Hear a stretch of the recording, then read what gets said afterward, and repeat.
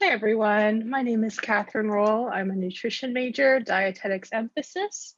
I'm a senior at the University of Arizona, and I'm graduating in just a couple of weeks. And I'm based in Philadelphia, PA, so I've been a fully online student. And this has been a semester-long project for my community nutrition class, targeted towards you, the Fit for Mom community. And I chose this age group since I've heard a lot of you may have children within this age group. And today we're going to be talking about nutrition for preschool health, children aged 2 to 6.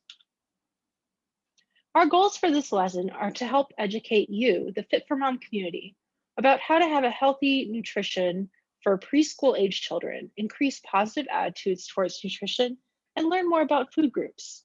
Before we begin, please go ahead and pause the video to take an anonymous pre-quiz for research purposes. At the end, there will be an opportunity to take a post-quiz to test how much you learned after the presentation. Thank you so much for helping me with my project, and I hope you enjoy the content. So here is the outline of general topics we'll be covering during this presentation. We're going to talk about the background, why nutrition for this age group matters, some key points, and some factors that influence children's eating and lifestyle, as well as some additional resources and opportunity for questions and feedback at the end.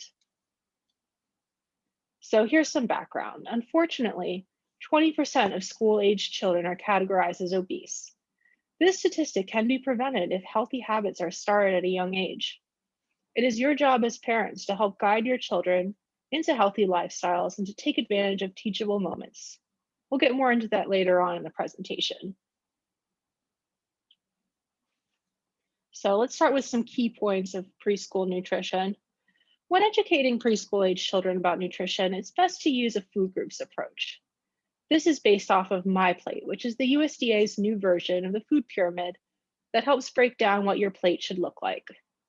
It has 5 categories: fruits, vegetables, grains, protein foods, and dairy. I like to group starchy vegetables with the grains category since they have similar caloric values. We'll talk more about starch in a minute. Also, if dairy is a concern due to moral or intolerance allergy reasons, there are plenty of non-dairy alternatives that will work in its place. Just make sure they are fortified with calcium and vitamin D to help with bone health. I'd also like to add the high sugar/fat foods group into the picture because there's no way we can eliminate these foods completely. Although they should be eaten in moderation, it's important to include them in the conversation. So what is starch?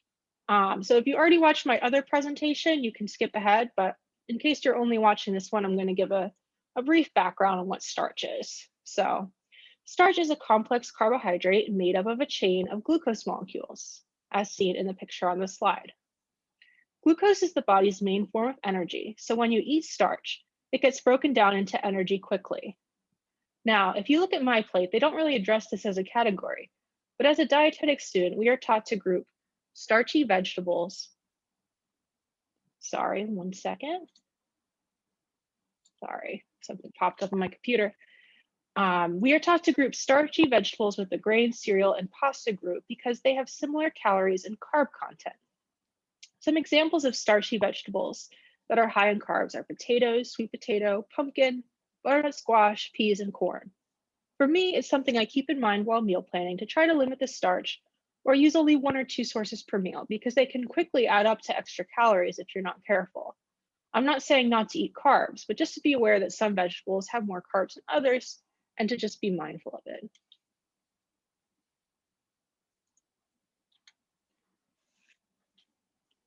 So, continuing on with the key points. For children, as you probably know, a growth chart/BMI chart by age is used in order to map out what is a healthy weight and growth for your child. It's important to always discuss this with your family doctor. It's also important to realize that growth affects needs, and needs will vary depending on growth rate and activity level as your child grows up. Fun fact, toddlers and children slow down in growth velocity compared to babies. Children aged 3 to 5 gain about 4 to 5 pounds a year and grow 2 to 3 inches per year. Now that we have the basics on nutrition requirements, let's talk about factors that can influence children's eating and lifestyle. One factor is the market itself. It's important to note that a lot of kids' processed foods tend to be higher in sugar. Think about the cereal aisle. The ones that are marketed towards kids, such as Lucky Charms, Captain Crunch, etc., tend to have higher sugar than the more adult products like Raisin Bran or other cereals.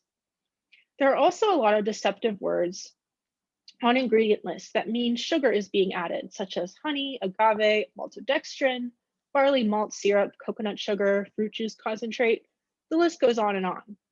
Luckily, due to new labeling laws, added sugars, which means sugars that are not naturally occurring in the food item that are added during processing, must be listed on the label underneath the sugars category, as seen on the slide. It is circled in the picture. Looking at added sugars on an ingredient label is an easy way to tell if a company is seeking some sugars in there under different names. So it's definitely something you want to keep in mind. Several other factors include advertising on television, as well as food neophobia, can influence children's eating.